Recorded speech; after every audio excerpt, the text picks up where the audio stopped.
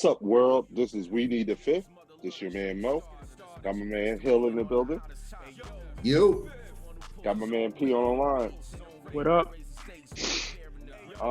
Just some quick news before we get started. MCU just announced Don Cheadle's Armor Wars, which was going to be a Disney Plus series, is now going to be a Disney movie. They're changing that from a series to a movie. I think this is long overdue change. Don Cheadle is of a level of talent that, hey, he deserves a movie, not a series. Let's treat the man like he belongs in the building. Along those lines, in other MCU news, Black Panther 2 looks like it's going to be the longest running MCU movie, second longest running MCU movie. I think the only movie that's going to be longer than Black Panther 2 Wakanda Forever is Avengers Infinity War. I think that's the longest MCU movie in their resume. Also, in basketball news, Carlos Boozer's son has just been named the #1 recruit of the 2025 class. They're comparing him to Paulo Banchero. So take that with a grain of salt. And in news that the worst keep on getting worse, Brett Favre continues to prove that he's morally bankrupt. He used his breast cancer charity to funnel welfare funds to Southern Mississippi for their volleyball team for his daughter. It looks like he took close to $150,000 from the breast cancer charity to spend at that college for his daughter. Yeah, and that's where we at with the quick hitters, news that people should know or what the streets are talking about. Hill, NFL week 3. Week 3. We're coming in. Review, right? Yeah. I want to piggyback off of what you were saying earlier. For one, I guess we'll do with starters to get some of the solemn news out with Gavin Escobar. Rest in peace. Ex NFL tight end, not only for the Cowboys, the Ravens, the Dolphins, as well as the Chiefs. He died in a sad accident, rock climbing accident, along with another female party. I believe her name is Miss Walsh. So I want to be nice to give her solemn due as well. So rest in peace, Gavin Escobar. Touching on the Brett Favre to be quick as well, too. More information's come out to his one of his charities, which turned into a company that he invested in called Odyssey Health, what had Ambi Wambach. She was, 2-time gold medalist. She has since renounced her stake as one of the board chairmen because he funneled about $2.1 million to that organization with welfare funds too. On that was, I believe, Kurt Warner, amongst other players, which are now seeming to denounce their stake in it. And this was mainly, he had them on the guise of, this was an organization that primarily was funded to help further CTE. Abby Wambach stated that after her career is over, she wants to have her brain donated for CTE. That's why she was involved with Brett Favre in this once he found out. He started the funneling, I believe, in 2017, in which it wasn't going too much research as opposed to stock. So it gets worse and worse with Brett Favre. Go ahead. And one of the reasons, and I want to kind of explain one of the reasons why, me personally, I want to keep the heat on Brett Favre, because I want him to feel the consequences of this. And I feel especially in the past, especially with the NFL, they've been so quick to eviscerate or blackball certain players that they don't personally like, that have never done anything to their communities or to any other person as bankrupt as this situation has been. Like, and I'm gonna give my perfect example, Terrell Owens. Terrell Owens was a diva of a wide receiver. That was it. That was it. He was, as far as I've been able to determine from stories I've heard about him and his work in the community and whatnot, he's been an outstanding citizen outside of being a diva wide receiver. And yet they treated this man like he was killing babies, like he was destroying the moral fabric of America or something. And I want the heat to be on Brett Favre like the way the heat was on Terrell Owens, to the point where he has to wait years upon years to get into the Hall of Fame.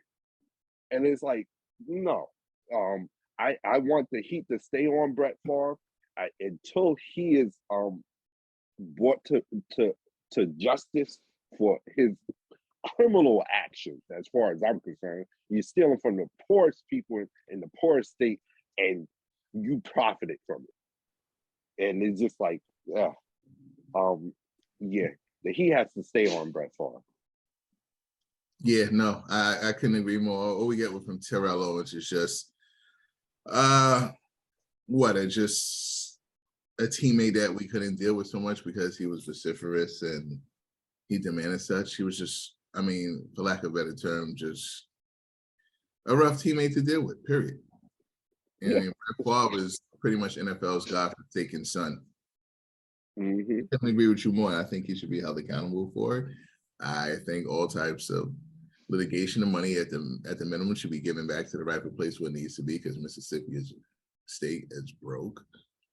And whatever happens civilly, I think should follow suit criminally and just be seen as, it would just go pretty much a long way in showing that everyone will be held accountable regardless of economic statures, race, creed, whatever. It's just ridiculous. Yeah, as much as we go back and forth and debate with this podcast, yeah, we're all in accord on this. Like, you know what I mean? Like everything you guys said, I think we all agree with. You know what I mean? Right. And I guess the irony in that, I guess he was with Pravakis, was the company prior to it turned into Odyssey Health. It's bringing in these wealthy and prominent players of different sports, made it easy for them to say, yeah, I would love to sign up because CTE is so prevalent, and just going forward in that research would be so great. It would help out our next issue, which we would deal with, which is that abomination of that Tua incident, which I'm having problems putting into word and pretty much dissecting about what happened Thursday night. It's hard to watch, but yet I find myself watching it multiple times. Is it the whole train wreck theory? We hit us as Americans. For starters, he shouldn't have been out there Thursday. Hill, before you even go down that line, take us back to the beginning. Where you talking about that Sunday game? Let's start talking from there and then move on. Right, Tua was hit by, I think it was Matt Milano, during that game versus the Buffalo Bills, in which he sustained. I mean, he was sacked. It's like, well, it wasn't even a sack. It was a hard hit. A hard hit after release of a pass, and it seemed that he hit the back of his head on the turf. He got up. He commenced to stake. He took about 2 steps in which his legs buckled. He got some of his senses back together, in which he took another step in which an offensive lineman held him up he couldn't walk off the field on his own merit. Yeah, I saw the highlights on ESPN, Right. and it did not look. Yeah, it did not look good. Not at all, but it was categorized as at the time a back injury. Wow. Good old NFL, huh? I can speak for all of us here. We all had our issues with back problems. Yeah. Yes. Yeah. And when it's a back problem, we tend to locate the source of pain, which will be our back. So we would tend to grab our back or stand upright. For him to have that much mobility with his body and his legs, listen, I'm not a surgeon. I couldn't tell you. But I know for my back issues, my legs wouldn't wobble. I was stiff. I could barely move. You barely want to, have any type of move. So at the time, I thought it was a head injury. I thought he had a concussion. Immediately, I thought that. The brain was rattled. And I thought that was a reaction of his equilibrium messed up due to his brain being rattled. I thought that was clear cut. But unbeknownst to me and the Miami Dolphins training staff, they deemed it as a back injury. And just from watching those highlights, it looked like he had gotten knocked out. Like he was in a boxing ring and someone had knocked him out. Right. And when the offensive lineman started holding him, it looked like, hey, he was taking a standing 10 count. Yeah, he was hugging on the offensive lineman, actually. Yeah. Absolutely. And that was scary. It looked like, and I'm like, okay, he's not going to be playing anymore in the highlight. And they go on to say he continued to play in that very same game. I mean, did I get that wrong? I mean, most fantasy owners thought scratch him out probably for week 5, maybe 6, because they thought he had a concussion. He definitely wouldn't play this Thursday. So people were scouting around and looking for backup quarterbacks from a fantasy standpoint. These are everyday people with little to no knowledge of what's going on, saying that what we saw with the eye test, we thought it's a concussion. Let me go to the roto line and grab a quarterback because Tua would not be playing Thursday. Regardless of what protocol was happening, we thought he wouldn't be playing from his concussion. Right. So yeah, someone who may not be the most knowledgeable in football said there's no way he's going to be out here in 72 hours. Correct. A short turnaround. It's not like next Sunday. Right. It's 72 hours. I just want to see if the NFL, the Players Association, who's going to try to hold someone accountable for him being out there on Thursday or even going back out there on Sunday. At this point, the doctors have to be fired, right? I would think you have to. For me, I would think, first of all, have an investigation. And Rome, we want blood, but I would think that you would get rid of the medical staff in Miami, and at the minimum. But my whole thing is, who's doing the investigation? Well, they're saying the NFL. You're trying to say that they're not going to investigate their own? So they're doing a deep dive investigation on themselves. Correct. So I don't know. Yeah, I don't know how much merit those final reports that they release to people are going to have. Just to rewind. Personally, you guys in the group text were sending me. I wasn't even aware what happened on Sunday. Mm-hmm. And so I said, I went to YouTube. They gave you the disclaimer. This may be disturbing. I'm like, whatever. I watched. It was all raised watching football. I've seen hard hits before. No, that was disturbing. Not the actual hit. Like I've seen a quarterback get sacked and hit the back of his head before. It sounds, I don't know, maybe I'm desensitized, but we've seen that before. But when he was just laying there and his fingers were just crossing up, that was unbelievable. They said, I guess doctors were saying, just outside of Miami, doctors saying that response and stiffness to the hands and fingers is usually immediate damage to the brain's cortex. Right, because it's not sending a message. Right. Right. And just going back to what I was saying, and then come to find out, he had I'm gonna make sure I get the quotes in there, the back injury on Sunday. And I'm just like, like you said earlier, Mo, we've watched boxing. When your legs is noodles, that's from the headshot. You know what I mean? So that was so obvious. Obviously, he was concussed. I'm sorry, I don't have a PhD. I'm not a medical doctor, but he was obviously concussed. So it's unbelievable. One, they let him back in that game, and then 72 hours said, you know what, we're not going to rest you on a short turnaround, and then give you like more time to recuperate. We're going to throw you back out there. So this was like, for lack of a better phrase, like the perfect storm, unfortunately, for Tua. And when you really read into the story and read some of the reports, it's disturbing on so many levels in the sense that, hey, y'all evaluated him in Buffalo, obviously misdiagnosed him, and went with his explanation on why he collapsed. He told you his back and the ankle, and y'all believe him. And then y'all put him on a plane to go back to Miami that same night. And then he's gonna play another game, like you said, Pete, like 72. Yeah, 72 hours. They played in Miami, Mo. They were in Miami. Oh, okay. Yeah, they were in Miami. And to quote that line, one of my favorite lines of Goodfellas, I'm not going to give you the Babe in the Woods routine. I know what this is. But we saw it. But even that is dumb. Like, this is your franchise quarterback. You know what I mean? Like, we know what this is, but it's a bad move, even if all you care about is winning games. Because now you possibly lost your quarterback for the season, or for how many games he's going to be out. Once I saw him concussed in Miami, I see no reason not to take him out the game, because you have the whole season ahead of you. So even from a purely, football immoral standpoint, you take him out. Mm-hmm. What about a person's standpoint? Like, I don't know of any brain regenerating injury. You know what I'm saying? Like, you break an arm in football, regeneration, your arm will heal within four to some weeks.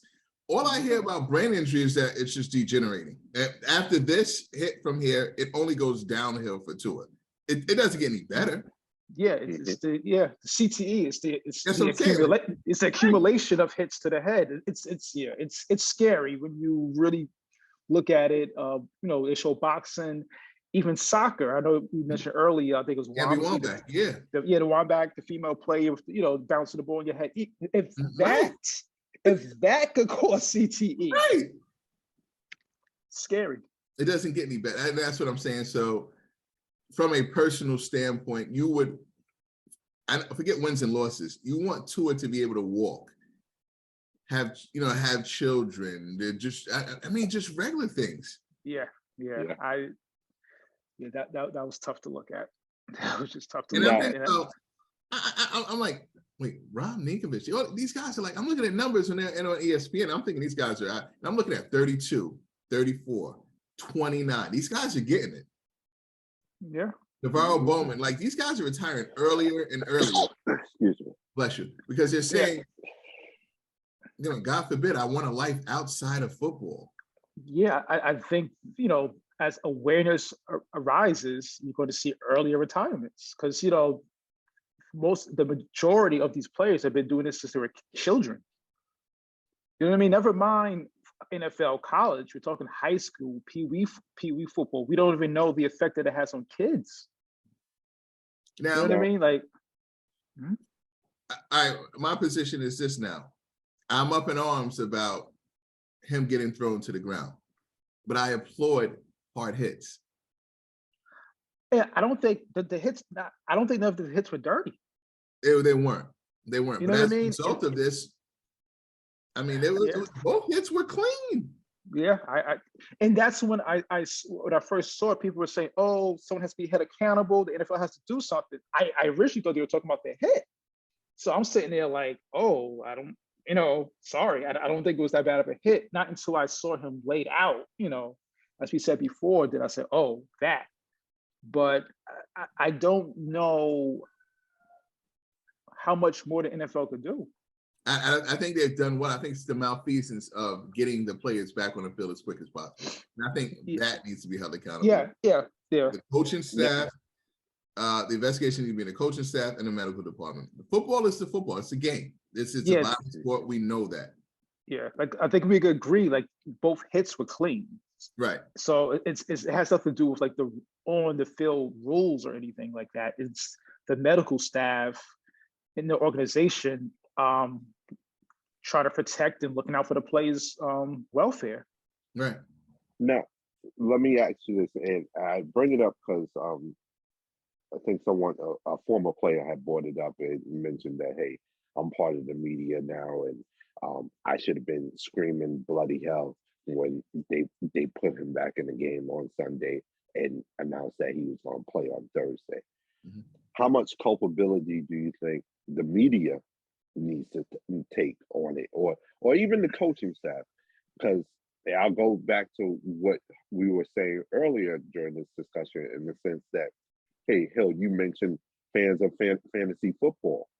When they saw the hit Tua took on Sunday, they automatically started scrambling to get their backup quarterback if Tua was their starter. Mm-hmm. So the basic layman fan was saying, hey, that looks like a concussion. He's not going to be able to play.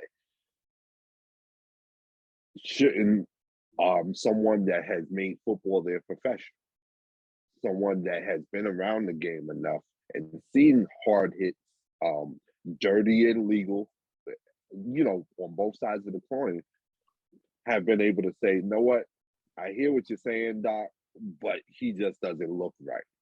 And that doesn't, I mean, is there any responsibility that we put on the coaching staff or the players or the media who, hey, there are certain media representatives that have been around the game for decades?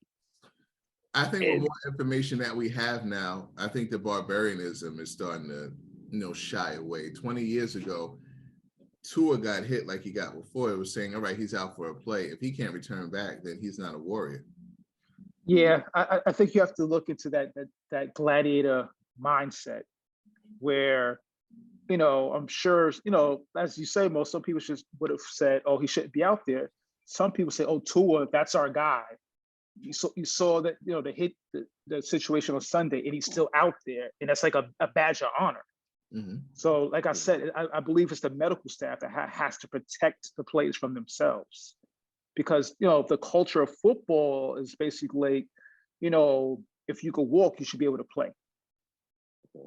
You know what I mean? So, and from a business standpoint, I'm thinking on the lines of, I would get him out because he's an investment. Yeah, and that's what I say. You're jeopardizing. Not even. I'm almost past caring about. I know they don't care about the players. I'm past that. Okay, I'm with you on that. But like you said, as an investment. Right. You're ruining your investment by keeping them out there. So I just think it was bad. No matter how you saw it, was a bad football move. Mm-hmm. It was inhumane. It was borderline inhumane. That right. So to answer your question, Mo, could the media say something? Of course. I don't think they're culpable. It would have been great if, obviously, it would have saved this young man this trauma if there was a groundswell saying how is he probable for Thursday, and then they sat him out, then we're not having this conversation. So but I think it really depends on opinion. It depends what you think a player's threshold should be, but I like I said, I'll be very interested to see this investigation and what information is released. As far as, go ahead, Pete. No, as far as I'm talking from ownership, the coaching staff and the medical staff, because of course the medical staff, their feet are going to be held to the fire. We know that, but I believe the medical staff might say, well, we're pressured by the coaching staff, and the coaching staff might say that we're pressured by the front office and so on. So, and that's where I'll stop you, because according to what the new NFL policy around concussion protocol, you're supposed to have an independent medical advisor on the sidelines. Right. That, hey, when he goes into concussion protocol or they're testing for concussion, it's not supposed to be the team doctor that's testing. So that's an issue. You know what I mean? Like, a protocol, a concussion protocol guy in the booth that's supposed to watch on the sidelines up top, even the guy in the field and up top to watch how the players respond when they're not even, active to make sure that the people are out. My whole thing is, and getting back to the Miami medical staff, it's a back injury. But you put out that he passed protocol, concussion protocol, Sunday, Monday, Tuesday, and Wednesday. My whole thing is, the player's always going to say, I feel this way, I feel that way. And, you got to protect the player against himself. But I'm thinking to myself, if it's a back injury, what do you care about concussion protocol anyway if it's a back injury? Why would he even be in be in concussion protocol for a back injury? Correct. Yeah, I'm all over the place with this because I still, what are the independent doctors? You said there's one upstairs, there's one on the field.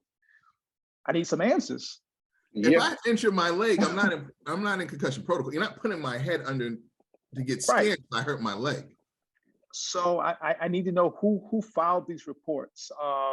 The independent doctors, what part did they have in letting these reports be filed? Can they stop it? I don't know. I would love to know.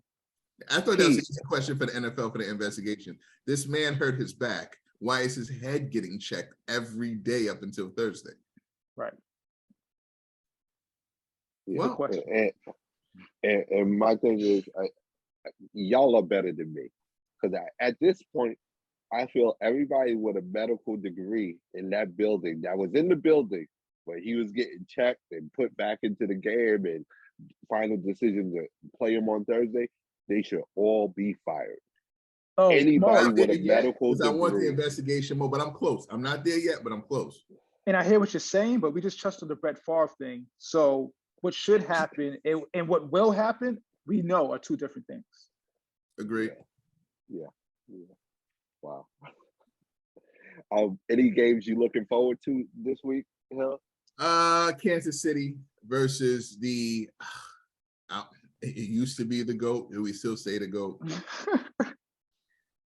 I have him as my fantasy quarterback. I mean, he's an old GOAT. Brady needs to step it up and start to, start throwing in that towel sooner or later. This literally might be it. Yeah. It might be 1 year too many. Yeah, and the other game that I care about is Zach Wilson's making his return for the Jets. I want to see how he's going to do playing. So, people still watch the Jets, huh?